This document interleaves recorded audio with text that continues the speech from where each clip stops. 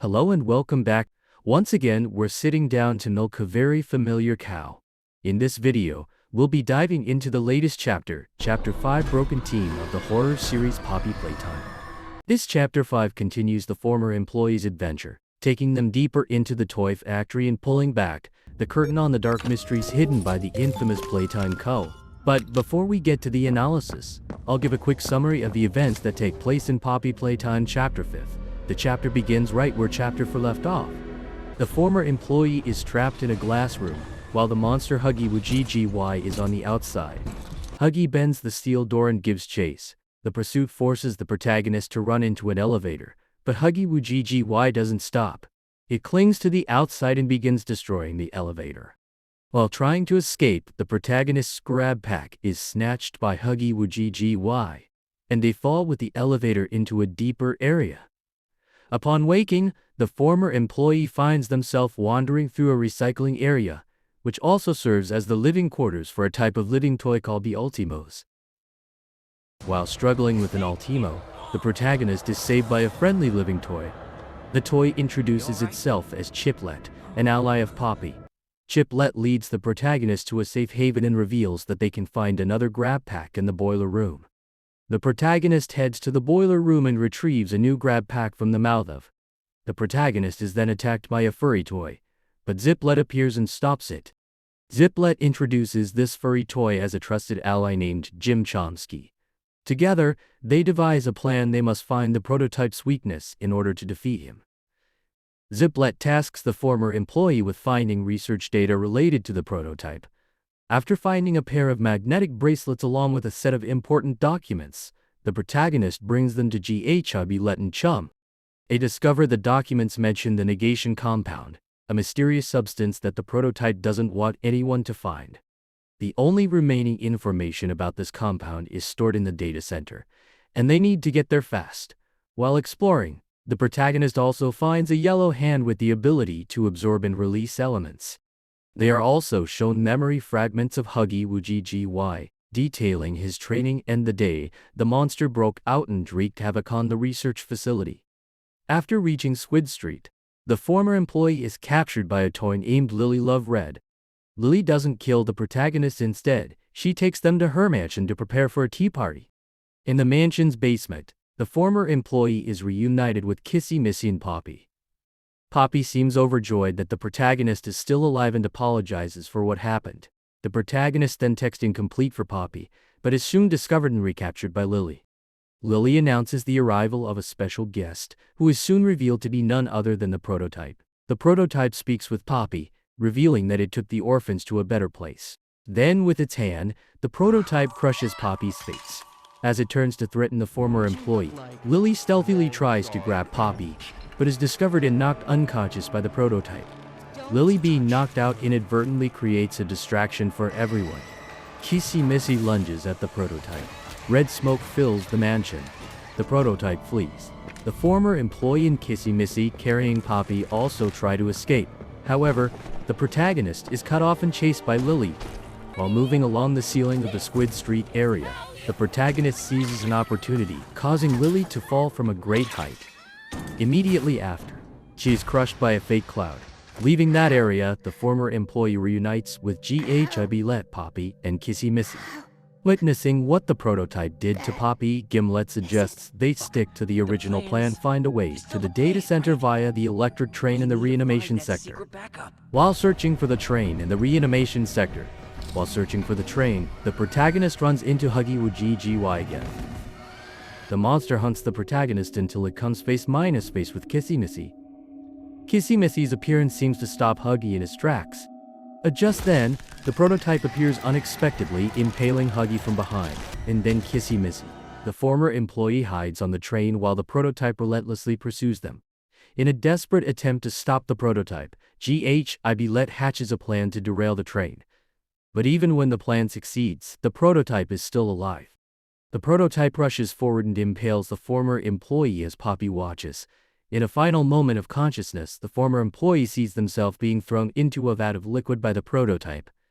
Suddenly, the protagonist wakes up from an electric shock administered by Ziplet. Ziplet says that the prototype has taken Poppy. They then proceed together into the Gata Center to find the storage drive containing the Doctor's eye. This marks the end of the events in Chapter 5. Now, let's get to the analysis of the game's information. First up is the appearance of the toys known as the Ultimos. They are mentioned in a tape at the beginning of Chapter 5. These Ultimos belong to a toy line with the full name Ron's Ultimo, consisting of 7 characters with hard minus to minus pronounced names PP Trum, Blanky Plank, Doodle Bone, Pinder Boogie, Goober Good, Dizzy Boo Boo, and Luxy Noodle. The reason these toys have never appeared in previous chapters is because Ron's Ultimo was a toy line cancelled by Playtime Co. The reason for its cancellation is revealed in a recording of overwhelmingly negative feedback from parents after being introduced to Ron's Ultimo by Playtime Co. staff. In Chapter 5, we see these living Ultimo toys seemingly everywhere. They wander through every nook and cranny, completely replacing the smiling critters from Chapter 4. In a few notes, we learn that the reason the Ultimos survived for 10 years is because of an area called the Lab. About a month before the Hour of Joy event, this area was supplied with an abundance of resources. Most importantly, poppy seeds which, according to one note, the Ultimos describe as tasting delicious. The lab was also where scientists conducted experiments combining plants with a growth mixture made from poppies. This caused fruits and vegetables to grow to abnormally large sizes, providing a plentiful food source for the Ultimos. The fact that the Ultimos eat these mutant vegetables is also why their bodies look so dilapidated. The reason is that when a host consumes these mutant vegetables have a mechanism to eat back at the host. This means the bodies of the Ultimos in the game are constantly being destroyed from the inside out. Information from the notes also tells us that the mutant plant life seems to operate on a shared consciousness. They can defend themselves or even attack creatures they perceive as threats. This also explains why we see so many Ultimo corpses impaled by large tree roots. The center of these roots all originate from the large tree we see in the biodiversity experiment room. This tree produces fruit shaped like human faces with sharp noses, looking quite demonic. This room, along with the design of the mutant tree, makes me feel that Mob Games might have intended it to be a boss battle. But perhaps it was too complex, so they cut it and replaced it with a simpler puzzle mechanic. Another interesting detail is that this mutant tree is also what helps stop the protagonist's elevator after the clash with Huggy. Next is the character's Iplet, a brand minus new character introduced in a short by Mob Games with the designation Experiment 1202. Triplet is shaped like a brown fox with numerous surgical scars. Nhìn vào vị trí của những mảng lông nếu so sánh với nhân vật hoạt hình của cậu ta, thì Triplet có vẻ đã bị lộn ngược từ trong ra ngoài. Đồng thời cậu ta cũng trang bị một cái gậy đi bộ có chức năng sốc. Triplet's personality in Chapter 5 shows him to be a reliable ally. According to Triplet, he knew Poppy and even Dewey before the Hour of Joy occurred. And in one audio log, we learn about Triplet's discontent with the prototype's handling of the surviving Playtime employees. Through the character Triplet, we are also introduced to Chum Trumpskin. This character is the same mysterious furry creature we saw in the VHS tape related to Preston Willard. Chum was a toy created to comfort children by letting them climb into his mouth. Just hearing that, we can see this is a very bizarre way to comfort a child. In an audio log related to Chum, a little girl named Megan expresses her fear of Chum because she realized he was more like a living creature than a toy. And it's obviously hard to feel safe climbing into the mouth of a living being like that. And in the events of Chapter 5, Chum helping the protagonist confirms that he is a spy embedded within the prototype's ranks. The conversation between the prototype and Chum also reveals that Huggy was not a minion sent by the prototype to hunt the former employee Huggy is just a crazed creature that needs to be contained or destroyed. And Huggy insanity is explained in the 3 memory fragments we see in the game. These memory fragments are the result of neural mapping technology, a significant breakthrough mentioned by Drive. Harley Sheezer in a letter to the head of innovation Les Pierre, in April 1994, Dr. Harley realized that Playtime Co. couldn't carry out many research projects if they kept relying on the number of test subjects taken from the Home Sweet Home orphanage. Therefore, with this new neural mapping technology Drive, Harley could completely replicate the consciousness of test subjects. In other words, one individual could be cloned into many individuals to serve various purposes. Thus, Playtime Co. would never run out of test subjects. This also explains why there are so many living toys in the Playtime factory. Another letter from Drive. Bruno White to Lesbier later mentions this technology. Drive. White proposes using neural mapping in parallel with the current process. Specifically, some individuals would be sent to work or be used as test subjects, while their neural maps would be stored on the computer system. And if anything happened to a test subject, Playtime Co. could create a complete copy of that individual from the neural map stored on the system. At the end of the letter, we see that this proposal from Drive White was approved by Lesbier. These two letters confirm that in the Poppy Playtime universe, if a test subject unfortunately dies, as long as their neural map is stored on the computer system and there's enough protein and lipids to regenerate the biological body, that test subject can be cloned. The only thing is, the cloned individual is not exactly the same as the one who died before. It's more like a copy, and the consciousness of this copy depends entirely on the previously stored neural map data, with this neural mapping technology being the brainchild of Drive Holly Sawyer, and with his return at the end of Chapter 5, we realize that Harley Styler now holds the ability to clone test subjects. We just don't know which individual's neural maps Drive Harley possesses. And assuming he has the neural maps of every test subject ever created at the factory, this would be an incredibly insane prospect. Because if he has enough materials to create the biological bodies, Harley Styler could create an entire army of living toys for himself. Next is the character Racy Green, the woman we see in the rooms with projectors and in Huggy Wujiji memory. She serves as the lead counselor in Playtime Co.'s Health and Integration Department, where she appears in the projector films with the purpose of brainwashing the test subjects after they become living toys. This brainwashing process is meant to make the test subjects accept that they will forever be toys. Rashi's demeanor also confirms that she knew about the Bigger Bodies Initiative and the inhumane things this project did to children. In other words, Racy is an enemy that the toys despise.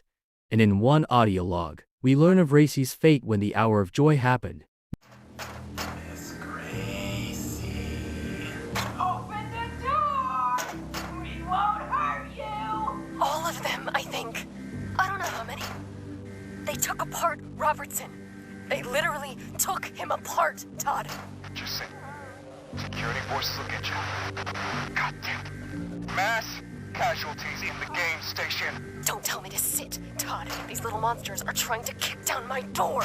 Open the door, Miss Gracie. We just want to play. Yeah! The friends are all here! Let's spread some joy all over that room! You hear them? Come be the joy the world needs. Another breach on 4. 40 meters. Closing. Todd? Oh, they're in the hidden room. How are there so many of them? Todd? Todd!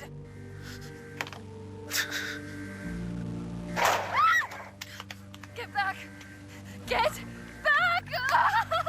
Mama, I was just trying to make you all happy. I wasn't. Please, don't hurt me! We're not gonna hurt you, Miss Gracie. We have something very special planned for you.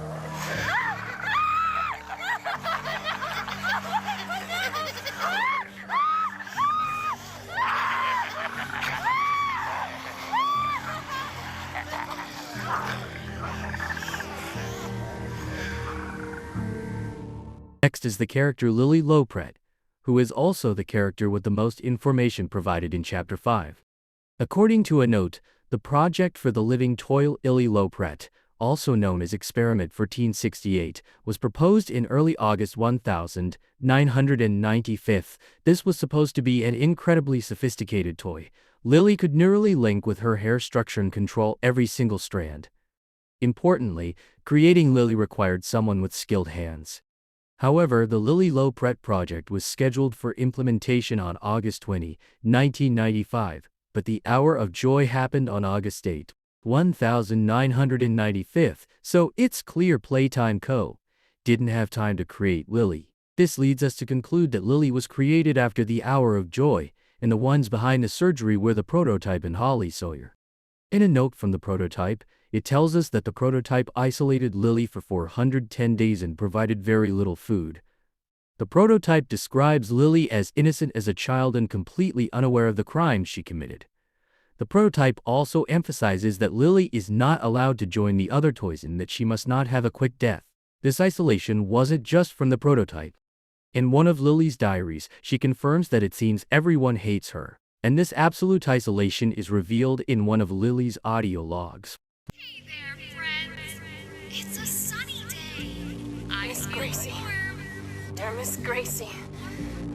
You have a first name. What was it? What are we talking about, Miss Gracie? Is this another lesson? Just ignore her. She's not real. It's only you here. Just you. Want to have fun? Aren't I real, Miss Gracie? Miss Gracie says I'm real. I Am Miss Gracie. Snap out of it. Silly. She's on the screen. She's not actually in the room with us. Look around. My hands. Plastic. My face. I thought.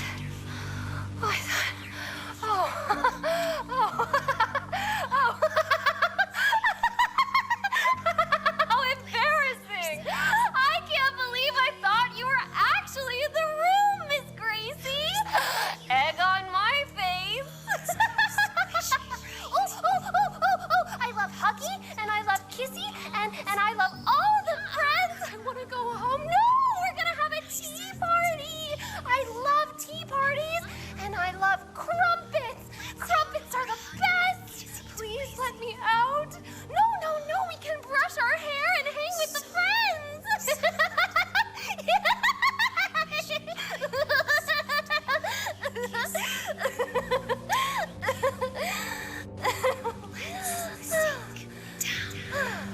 Sink down and quiet. You are a toy. You have always been a toy. I Isn't am that the a most toy, beautiful Miss thing? Gracie. I'm a good toy. I promise. We hear the voices. The first is Gracie Green's, and the second is Lily's. As this audio log is described as a single mind, broken into, we can determine that both voices in the recording belong to one person. This allows us to realize that the living toy Lilo Pred is also the employee Rishi Green. And, as we know, Rishi is someone the living toys deeply hate. Therefore, when Rishi became Lily, she was also isolated by the other toys. Rishi becoming the living toy Lily is the prototype's punishment for her. The prototype wants Rishi to know the pain of becoming a toy, while also forcing her to watch her own brainwashing films. Amidst the scattered memories from the transformation and exposure to the brainwashing films, Lily was driven insane due to the conflict between the two personalities in one individual. So it's understandable why in the game, Lily always carries a candy cat and talks to it like an imaginary friend. In Lily's bedroom, we also find a skeleton. This is Rishi's skeleton. After Rishi became Lily, despite her chaotic mind, deep down she could still feel the existence of her Rishi Green personality. The fact that Lily hid the skeleton in a safe place, surrounded by flowers and toys, shows that the Rishi personality still holds an important place for Lily. But she doesn't dare to reveal it. Lily knows that if she gets too close to her Rishi personality, she will be punished by the prototype, and she doesn't want that to happen ever again. And in the game, we see Lily always trying to get the prototype to acknowledge her dedication. But no matter what she does in the prototype's eyes, Lily will never receive that recognition. Now, let's get to the character you've been waiting for the most, the prototype. In this chapter 5, we get to see the prototype's entire body. The first impression upon seeing this character is that he's very much a clown. A clown with a terrifying toothy grin. 2 long arms and the familiar sharp fingers. The prototype's lower body starts with a yellow light and a system of 6 mechanical spider-like legs, connected by muscle bundles and wires. Around its waist are the attached arms of 3 characters: Huggy Woo Gigi Y, Kissy Missy, and Mommy Long Legs. On its back, the skin of catnap is draped. These body parts are exactly what the prototype has collected from other experiments in previous chapters. These body parts aren't just for decoration, they can function as the prototype's arms. The gas canisters attached to the prototype's hips are also the reason why red smoke emanates every time it appears. In the game, we find a sample of the red smoke, revealing the name of the person behind its invention. Dr. Anthony Carizales. The correct name for this smoke is Antinium Sonium, which translates to eternal dream. This is a flowery way to describe death. And the red smoke surrounding the prototype seems to imply that it will sow death wherever it goes. During the conversation, the prototype mentions the orphans and says they are in a better place. But if you pay attention, the words petal blade are capitalized. In Chiplet's room, we can find a paper titled Peter Bread, written in October 2003, which is 8 years after the Hour of Joy. Looking at its layout, we realize it looks like a newspaper, and it seems to be circulated internally in an area called Beta Pli. The content of this article informs us that Petal Playa is an underground city where the toys aligned with the prototype live together. The creatures here call toys not aligned with the prototype toilets, and toys who leave Petal Playa are called runaways. The article also writes slanderous things about Dewey, calling him a parrot-minus eater. In short, this Peter Play area is like a monarchy ruled by the prototype, and it's highly likely to be the next important area in Chapter 6. Regarding the conversation at the tea party, the prototype crushed Poppy's face with its hand. This was a surprising act, as we knew from the previous chapter that Poppy was always a character the prototype seemed very concerned about. Some believe this was a moment when the prototype couldn't control its strength and accidentally harmed Poppy. But in one note, we learned that during its 10 years of wandering the toy factory, the prototype performed surgery on itself to create its own living toy experiments. A hand that can be used to perform such delicate operations to create life cannot easily lose control like that. Therefore, the act of crushing Poppy's face, in my opinion, was a deliberate attack by the prototype. The explanation for this is, if we recall the things about Poppy that concerned the prototype, it was always her defiant attitude, her tendency to be easily frightened, and her constant running away from major problems. The prototype said that Poppy always acts like a child because Poppy was created to be a child's toy. And the prototype damaging Poppy's appearance is so that it can fix not just her exterior, but her mind as well. The prototype believes that once Poppy is freed from her childish toy form, she will be able to face everything as an important member in the ranks of the living toys. Continuing with a very important clue, the audio log between C.O. Elliot Ludwig and the prototype. Did you say something? Oliver? If you want to talk, I'm here. I don't pretend to know how you're feeling, but This was always about her. what do you mean? No, Ollie. It was never about me. Never about my better place. It was for her. She's all you talk about. Oh, my boy. You don't get to call me that. Ollie's gone and I'm a test run. The prototype. And you care about you'll pick up a hammer just like him. Just like Nothing can make things go back to how they used to be, but we could be a family if you want. And for what it's worth, I think you and her would get along really well. And as for your name, well, I can call you whatever you like. And can I meet her? Soon, I hope. Very soon. This audio log mentions the name Oliver, also known as Ollie. And in case you've forgotten Ollie, this is the character who first appeared and guided the former employee in Chapter 3. It wasn't until the end of Chapter 4 that we learned Ollie is the prototype. But at that time, we just thought the prototype was impersonating Ollie to trick the protagonist in Poppy. However, with this recording between Elliot and the prototype, we realize Ollie was always the prototype from the very beginning. From here, if we go back to the news report the former employee heard in Chapter 3 about the police finding a boy's body in Elliot Ludwig's mansion, this body was missing its internal organs and important skeletal details. And clearly, This body was Ollie's. But I don't think Elliot was the one who actively killed Dolly to turn him into a test subject. Listening to Ollie's tone when talking to Elliot, it seems Ollie was already dead, and Elliot used Ollie's body for the experiment to create the prototype. During the conversation, Ollie also mentions, in a fearful way, a man with a hammer, which seems to be a description of the person who murdered the boy. In the audio log, Ollie says that he was just something Elliot used as a stepping stone to create the next subject. And the subject after 10:07, and in one tape, we learn that experiment 7 is Poppy. In Lespierre's diary, written on October 27, 1989, it mentions the electrocution accident of a little girl named Theodora and the discovery of Elliot Ludwig's body. Afterward, Lespierre speaks with experiment 1, Poppy. Lespierre suddenly realizes Poppy is Poppy Ludwig, Elliot Ludwig's deceased daughter. Lespierre also received information from an investigator he sent to look into Elliot and sensed that some event had occurred, which also seems to be the cause of Elliot's death. This information tells us that the time of Elliot's death was in 1989, and the fact that Bigger Bodies Initiative was launched in 1990 also tells us that Elliot knew nothing about this inhumane project. There is a clue from the past related to Elliot's death. It's a report from the head of security to Lespierre. The report describes the body of an unnamed individual, believed to have been dead for several weeks before being found.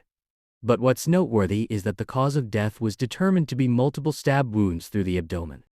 And if we remember in the scene where the main character is stabbed by the prototype, that stab also creates multiple wounds through the abdomen.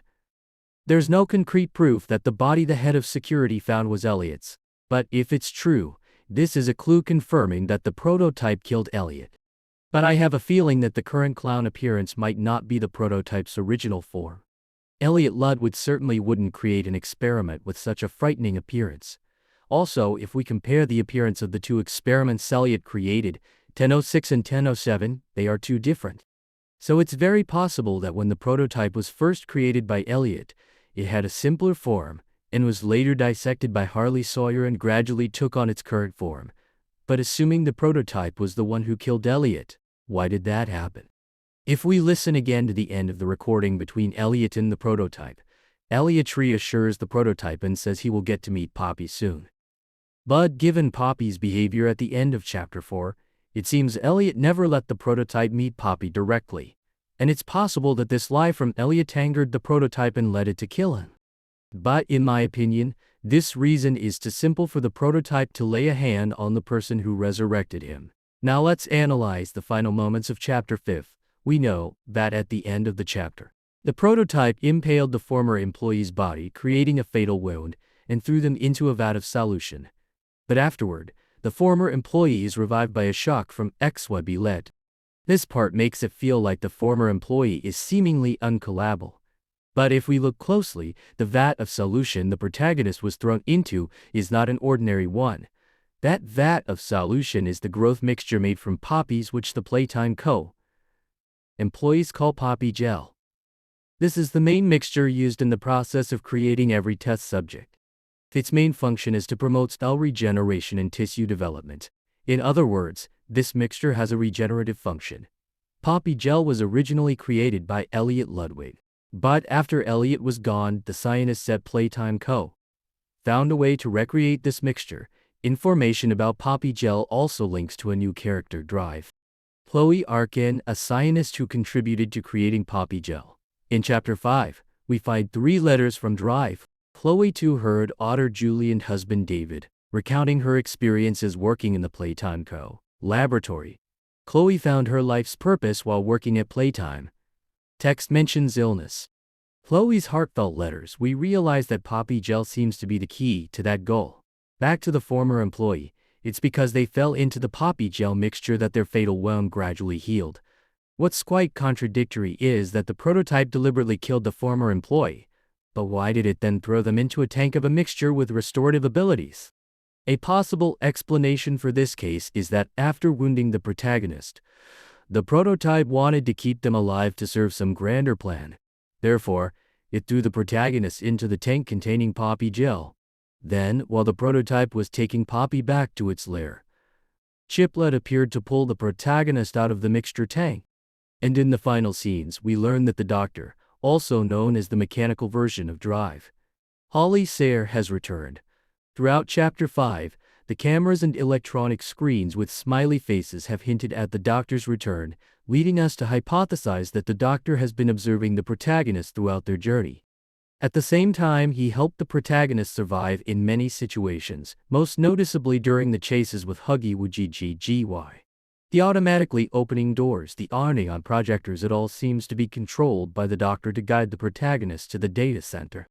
To reiterate why the protagonist needs to get to the data center, it's because this data center stores the formula for the negation compound, which, according to Chiplet, is the prototype's weakness. Information about the negation compound is revealed alongside information about poppy gel. But to explain it simply, if poppy gel is a mixture that creates restoration and growth, then the negation compound is a substance with absorbent and destructive properties. A creature created by poppy gel will be destroyed if it comes into too much contact with the negation compound. And this also applies to the prototype. The Doctor certainly knows all of this. And it's possible that he will initially try to cooperate with the protagonist to fight the prototype. But afterward, he will find a way to betray the protagonist. Moving on to some side information. First is the confession letter from Drive. Preston Willard. In this letter, Preston names 150 scientists who participated in the Bigger Bodies initiative. Preston confesses that he raided the prototype's file. Preston knew the prototype was once a child named Oliver and thought it was a victim. Because of this, Preston released the prototype, leading to the deaths of thousands of employees when the hour of joy occurred. At the end of the letter, although not all 150 names are there, we have familiar names including Preston Willard, Les Pierre, Edward Ritterman, Harley Shire, and Bruno Wild. This letter gives us confirmation that before the happened, there was a group of scientists at Playtime Co. who were on the prototype side. They helped the prototype until they regretted it after witnessing the hour of joy firsthand. This makes us think about the former employee. In Chapter 3, there are hallucinations that tell us the protagonist is also haunted by guilt. This gives me the theory that the former employee was perhaps once part of the group of scientists who sided with the prototype. But when the hour of joy happened, the protagonist was not with their colleagues but fled the factory. It wasn't until 10 years later, upon learning that there were still people alive in the factory, that the former employee dared to return to atone for their sins. One more detail is that while the protagonist is being thrown into the mixture tank, we hear Poppy's voice. And if you listen closely, you'll realize this conversation is a repeat of another conversation that the protagonist heard in a hallucination in Chapter 3. The important part of this conversation is the final welcome home. In the conversation between Drive, Preston and Jessica confide that she has been here her whole life. This means Jessica was also an orphan who lived at the Home Sweet Home orphanage. This makes the phrase welcome home seem like a confirmation that the former employee was also an orphan who grew up at the Home Sweet Home orphanage and became a scientist for Playtime Co. Next is a medical report for Edward Ritterman from November 1994. The report diagnoses Edward with a terminal illness leading to spinal and muscular atrophy. If you don't know, Edward Ritterman was one of the high-ranking officials at Playtime Co. But there's very little information about this character, and according to employees, he was a very quiet person.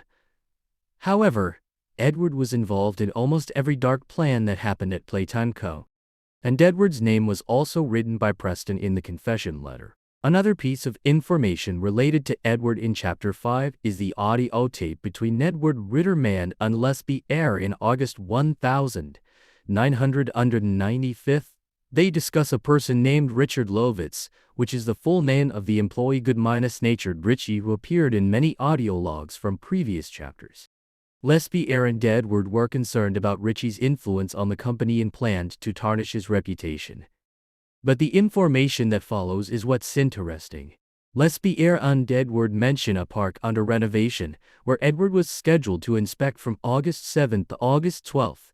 This time frame confirms that when the hour of joy happened, Edward could not have been at the factory. And if Edward is still alive, then in the year 2005, Edward would be 59 years old. At the same time, in the note above, we also know this character has a terminal illness. Therefore, if this character Edward is still alive, it could lead to a new game from Mob Games related to the park. Summing everything up after Chapter 5, we have Huggy Woogie GY, Kissy Missy, and Lily all dead. Meanwhile, the former employee, GHIB Let, Chum, and Poppy are still alive, though Poppy is a bit broken and currently in the hands of the prototype. The prototype is still alive but seems to have been significantly weakened after the collision with the train. The Doctor has returned with higher access privileges, but we still don't know what his next plan will be. From this information, we can't temporarily determine that in Chapter 6, the former employee will continue to search for the negation compound while also rescuing Poppy with the help of Ziplets and Chum, and maybe even the Doctor. The new area in Chapter 6 will be the prototype's main lair, called Petal Play. And it's very likely Chapter 6 will also be named Petal Play. With Mob Games artists stretching out a series, Chapter 6 will certainly have a new antagonist alongside the familiar ones, the Doctor and the prototype. At this point, I realize I've used way too much brainpower on this series. Therefore, the best and most accurate way is for us to wait for new information to be revealed by Mob Games in the future about Chapter 6 of Poppy Playtime. And that was the analysis for Chapter 5 of Poppy Playtime. If there's anything illogical or incorrect, please comment below.